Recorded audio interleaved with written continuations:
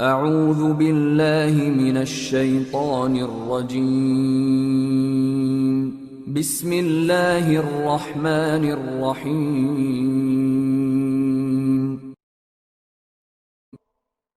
قال رب اشرح لي صدري ويسر لي أمري واحلل عقدة من لساني يفقه قولي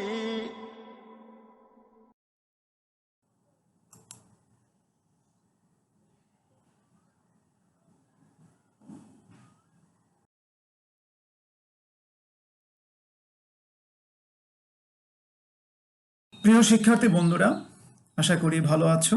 আলহামদুলিল্লাহ, আমিও ভালো আছি।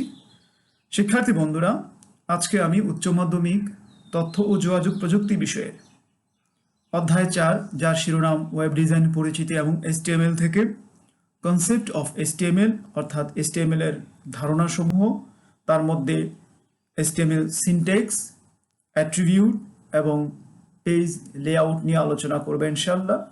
আমি আশা করছি তোমরা আমার কথাগুলি মনোযোগ সহকারে শুনবে এবং বোঝার চেষ্টা করবে।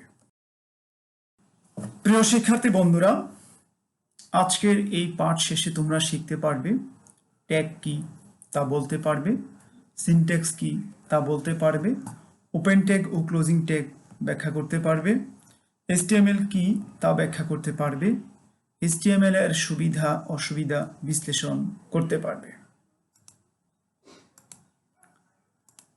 আমরা HTML সম্পর্কে শুরুতে জানব। HTML হলো হাইপার টেক্সট মার্কআপ ল্যাঙ্গুয়েজ। এটি মূলত ওয়েব পেজ তৈরির জন্য ব্যবহৃত প্রোগ্রামিং ল্যাঙ্গুয়েজ। HTML দ্বারা তৈরি ফাইলসমূহকে সাধারণভাবে ওয়েব পেজ নামেই পরিচিত। HTML দিয়ে কি করা যায়, অর্থাৎ কি কি আমরা করতে পারি, এই প্রশ্নের আনসার যদি আমরা খুঁজি, HTML ব্যবহার করে খুব সুন্দর ডকুমেন্ট পেজ তৈরি করা যায়। এটি ফাইলে টেক্সট ছাড়াও স্থির ও সচল ছবি, শব্দ ইত্যাদি সংযোজন করা যায়। HTML কে মার্কআপ ল্যাঙ্গুয়েজ বলা হয়, যা কতগুলো মার্কআপ ট্যাগের সমষ্টি। এই কথাটা একটু ভালো করে মনে রাখবে। HTML কে মার্কআপ ল্যাঙ্গুয়েজ বলা হয়, যা কতগুলো মার্কআপ ট্যাগের সমষ্টি। আর এই মার্কআপ ট্যাগের কাজ হলো ওয়েব পেজে বিভিন্ন এলিমেন্ট কিভাবে প্রদর্শন করবে তা নির্দেশ করবে। শিক্ষার্থী বন্ধুরা, বলতে পারো এই ছবিটি কার? এই প্রশ্নের আনসারে তোমরা বলবে yes, team Berners-Lee. Team Berners-Lee সম্পর্কে বিস্তারিত কেউ বলতে পারো? তার জবাবে যদি আমরা বলি, 1990 সালে জেনেভার সার্নে কাজ করার সময় টিম বার্নার্স-লি সর্বপ্রথম HTML আবিষ্কার করেন। একটু স্মরণীয় কথা, তার সাল, কোথায় কাজ করার সময় টিম বার্নার্স-লি HTML আবিষ্কার করেন, একটু ভালো করে মনে রাখবে MCQর জন্য। 1995 সালে HTML 2.0, 97 সালের জানুয়ারি মাসে 3.2 এবং একই সালে ডিসেম্বর মাসে HTML4 ভার্সন বাজারে আসে। HTML এর সর্বশেষ ভার্সন HTML5 বর্তমানে। আমরা এর সুবিধাসমূহ জানব। HTML একটি ইউজার ফ্রেন্ডলি ওপেন টেকনোলজি। সর্বব্যাপী এর ব্যবহার, অধিকাংশ ব্রাউজার সাপোর্ট করে। ব্যবহার সহজ এবং সিনট্যাক্স সহজ, তাই HTML শেখা সহজ। উইন্ডোজের সাথে ডিফল্ট থাকে, তাই আলাদাভাবে কিনতে হয় না। যে কোনো টেক্সট এডিটরে কোড লেখা যায়। পেজের সাইজ কম হওয়াতে হোস্টিং স্পেস কম লাগে, তাই এটি মূল্য সাশ্রয়ী। তার কিছু অসুবিধা রয়েছে, যেমন শুধুমাত্র স্ট্যাটিক ওয়েব পেজ ডেভেলপ করা যায়, ডাইনামিক ওয়েব পেজ করা যায় না। সাধারণ ওয়েব পেজ তৈরি করতেও অনেক কোড লিখতে হয়। নিরাপত্তা ব্যবস্থা ভালো নয়। ওয়েব পেজ তৈরির জন্য অনেক কোড লিখতে হয়, তারপরেও জটিলতার সৃষ্টি হয়। তোমরা এই কথাগুলির সুবিধা এবং অসুবিধা একটু কষ্ট করে ভালো করে মনে রাখার চেষ্টা করবে। MCQতে এখান থেকে প্রশ্ন আসে। আমরা এখানে লেস দেন গ্রেটার দেন বা এই যে লেস দেন গ্রেটার দেনের মাঝে একটা স্ল্যাশ দেখতে পাচ্ছি, এগুলোকে আমরা HTML ট্যাগ বলে থাকি। ঠিক আছে, তো HTML ট্যাগ হলো কিওয়ার্ড, যা কোনো নির্দেশকে সুনির্দিষ্ট করে দেয়। মুখস্থ করবে কথাটা। HTML কি, ট্যাগ কি, এক কথায় তোমার কাছে জানতে চাওয়া হলে HTML ট্যাগ নির্দিষ্ট কোনো নির্দেশের সাংকেতিক চিহ্ন হিসেবে বসে ট্যাগ দুটি angle less than greater than combine ব্র্যাকেটের মাঝে অবস্থিত একটি স্বতন্ত্র উপাদান নিয়ে HTML ট্যাগ গঠিত। এই লেস দেন বা গ্রেটার দেন একত্রে আমরা এই less than greater than slash যেটা ব্যবহার করি অ্যাঙ্গেল ব্র্যাকেট বলে থাকি। এই দুটি চিহ্ন এবং এর মাঝে লেখা একটি কিওয়ার্ডকে একত্রে আমরা ট্যাগ বলে থাকি। যেমন এখানে HTML ওপেনিং, HTML ক্লোজিং, মাঝে আমাদের কন্টেন্ট থাকে, এটা আমরা জানবো বা জানি। সিনট্যাক্স কি? যে কোনো ভাষায় প্রোগ্রাম রচনার ক্ষেত্রে ব্যবহৃত কিওয়ার্ডগুলো লেখার কিছু নিয়ম নীতি আছে যা মেনে প্রোগ্রাম রচনা করতে হয়। এই সব নিয়ম নীতিকেই সিনট্যাক্স বলে। মুখস্থ করতে হবে HTML সিনট্যাক্স কি। ট্যাগ এর সিনট্যাক্স হচ্ছে less than sign plus keyword greater than sign, অর্থাৎ কিওয়ার্ড এর দুই পাশে লেস দেন এবং গ্রেটার দেন থাকবে। HTML এর প্রতিটি ট্যাগ এই লেস দেন গ্রেটার দেন শুরু হয় এবং slash less than greater than দিয়ে শেষ হয়, যার জন্য প্রথমটাকে আমরা বলি ওপেনিং, শেষেরটাকে বলি আমরা ক্লোজিং। লক্ষণীয় বিষয় হচ্ছে যে ট্যাগ শেষ করতে আমরা এই স্ল্যাশ চিহ্নটি দিয়ে ব্যবহৃত করে থাকি। অ্যাট্রিবিউট। অ্যাট্রিবিউট হচ্ছে কোনো কিছুর বৈশিষ্ট্য নির্ধারক নির্দেশ। অ্যাট্রিবিউটগুলো এলিমেন্ট সমূহের বাড়তি কিছু তথ্য প্রদান করে থাকে। অ্যাট্রিবিউটগুলো সবসময় স্টার্ট ট্যাগে নির্দিষ্ট করে দেওয়া থাকে। অ্যাট্রিবিউটের দুটি অংশ থাকে। এখানে একটা কথা, অ্যাট্রিবিউট সবসময় থাকে ওপেনিং ট্যাগে। এই কথাটা তোমাদেরকে শিখতে হবে, মনে রাখতে হবে। অ্যাট্রিবিউট সবসময় থাকে ওপেনিং ট্যাগে। এখানে দুটি অংশ হচ্ছে অ্যাট্রিবিউট নেম এবং অ্যাট্রিবিউট ভ্যালু। ঠিক আছে। এলিমেন্ট স্টার্ট ট্যাগ থেকে শুরু করে ইনটেক পর্যন্ত দুটি ট্যাগের মাঝে যে তথ্যগুলি থাকে তাকে আমরা এলিমেন্ট বলি। সেই কথাটা এখানে বলা হয়েছে, স্টার্ট ট্যাগ এবং ইনটেকের মধ্যবর্তী সবকিছুই হলো এলিমেন্ট। এখানে একটু খেয়াল করো যে একটি এলিমেন্টের বিভিন্ন অংশ, আমরা যেমন পি একটা ওপেনিং ট্যাগ, তা এই লেস দেন গ্রেটার দেনের মাঝখানে পি আর শেষটা হচ্ছে স্ল্যাশ পি, এটা ক্লোজিং ট্যাগ। এই পিটা হচ্ছে ওপেনিং ট্যাগ আর এই পিটা হচ্ছে কি ক্লোজিং ট্যাগ। তার মাঝখানে যে লেখাগুলি, দিস ইজ HTML ক্লাস, এটা হচ্ছে আমার এলিমেন্ট কন্টেন্ট, এখানে বলা আছে এলিমেন্ট কন্টেন্ট।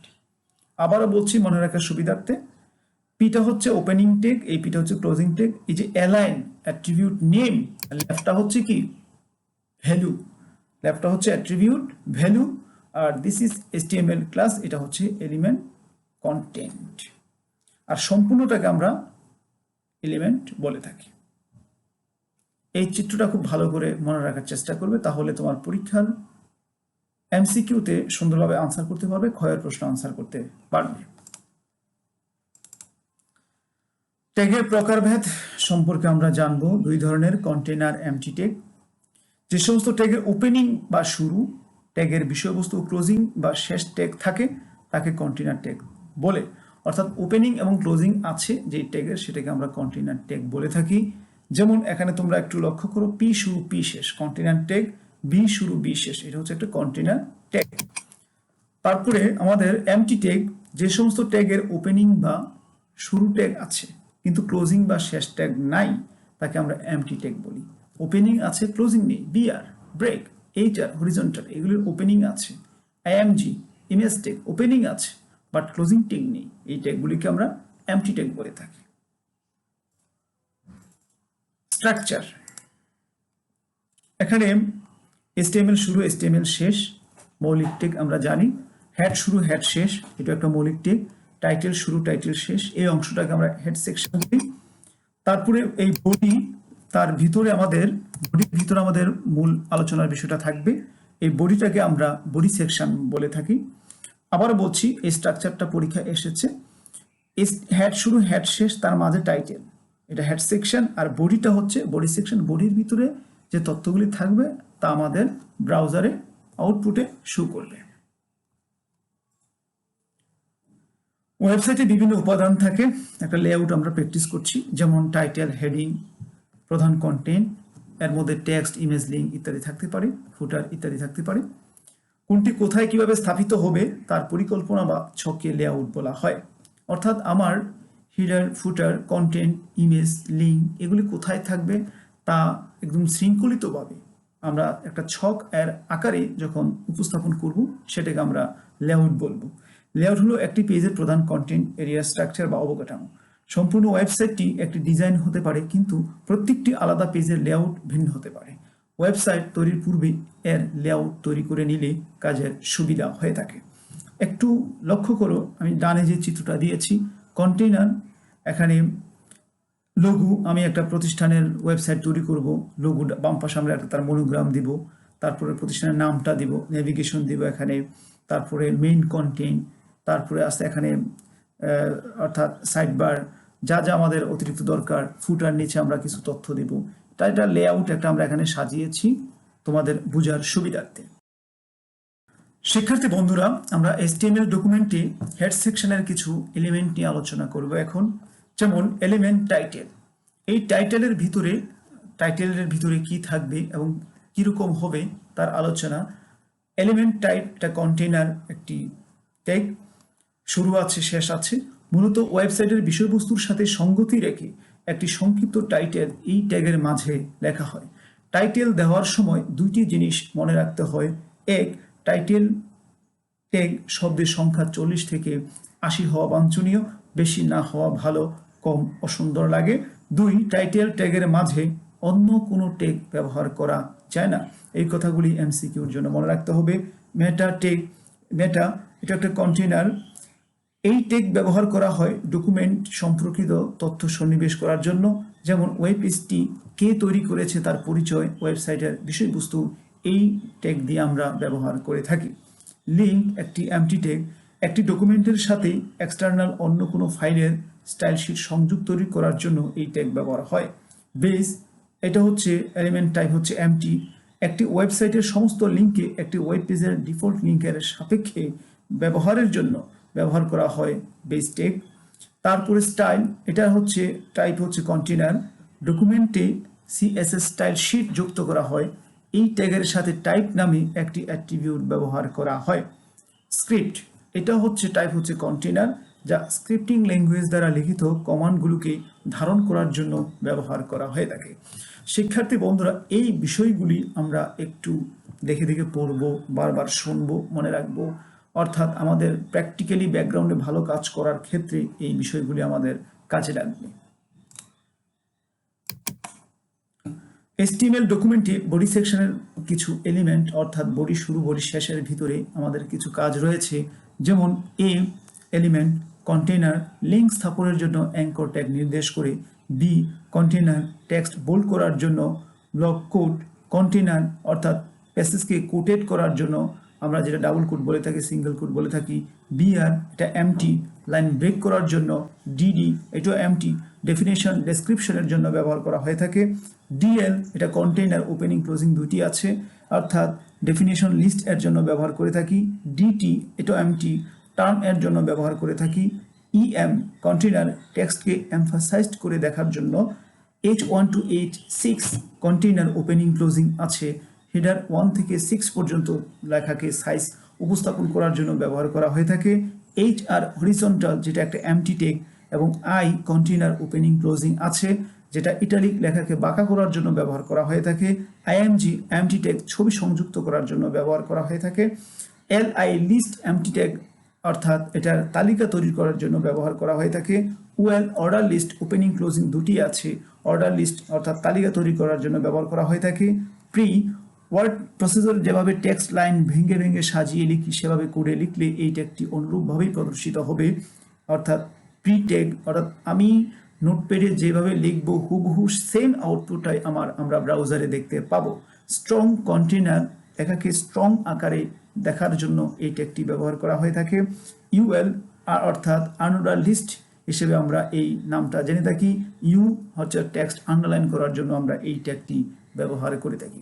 শিক্ষার্থী বন্ধুরা, মূলত এখানে ওপেন এবং সবচেয়ে মোস্ট ইউজেবল যে ট্যাগগুলি আমরা ব্যবহার করে থাকি তার একটা তালিকা আকারে আমরা এখানে উপস্থাপন করেছি।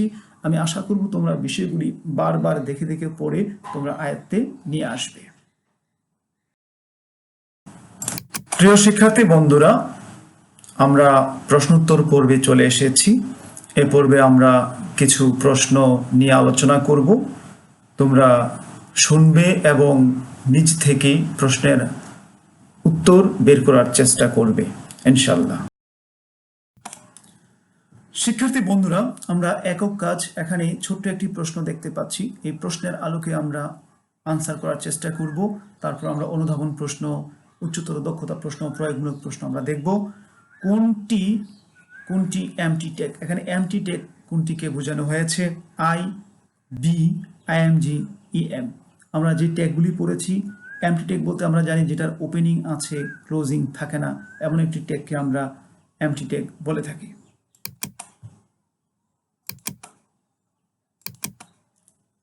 দলীয় কাজ, যেটাকে আমরা বলি অনুধাবনের কাছাকাছি।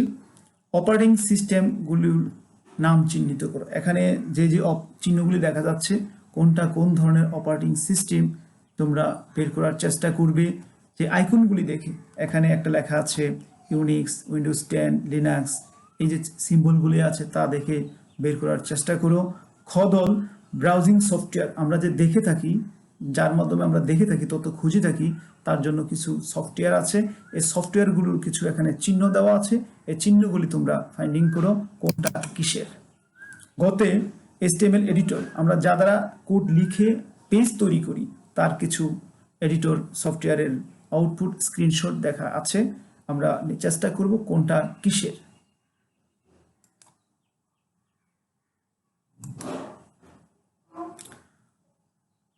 সর্বশেষ পর্যায়ে আমরা চলে আসছি মূল্যায়নের ক্ষেত্রে। আমরা কি কি শিখলাম আজকের আলোচনা থেকে? এখানে ওয়েব পেজ তৈরির প্রয়োজনীয় সফটওয়্যারগুলো কি কি আমরা তালিকা করব। তালিকা করে দেখব আমরা নিজেরা করতে পারি কিনা। ওয়েব পেজ তৈরির পদ্ধতি কি, কিভাবে আমরা একটা ওয়েব পেজ তৈরি করব, আমরা আলোচনা থেকে শুনে বুঝে লিখতে পারছি কিনা চেষ্টা করব। এবং ওয়েব পেজ প্রদর্শনের পদ্ধতি কি, কিভাবে আমরা একটি ওয়েব পেজ তৈরি করার পর ভিউ করে থাকি, প্রদর্শন করে থাকি। সর্বশেষ আজকের আলোচনা থেকে আমি একটি কাজ তোমাদের জন্য উপস্থাপন করলাম, যেটা তোমরা হোমওয়ার্ক হিসেবে ধরে নিবে। ওয়েব পেজের গুরুত্ব ও বৈশিষ্ট্য ব্যাখ্যা করো। একটি ওয়েব পেজ কোন কাজে লাগে আমাদের এবং কি কি বেনিফিট আমরা পাচ্ছি, তা আজকের আলোচনা থেকে তোমরা সাজিয়ে গুছিয়ে লিখে অর্থাৎ সাবমিট করবে। এটা তোমাদের কাছে আমার অর্থাৎ দিক নির্দেশনা রইল। তোমরা ভালো করবে, চেষ্টা করবে, এটা আমার আশা এবং প্রত্যাশা রইল তোমাদের কাছে। আল্লাহ হাফেজ।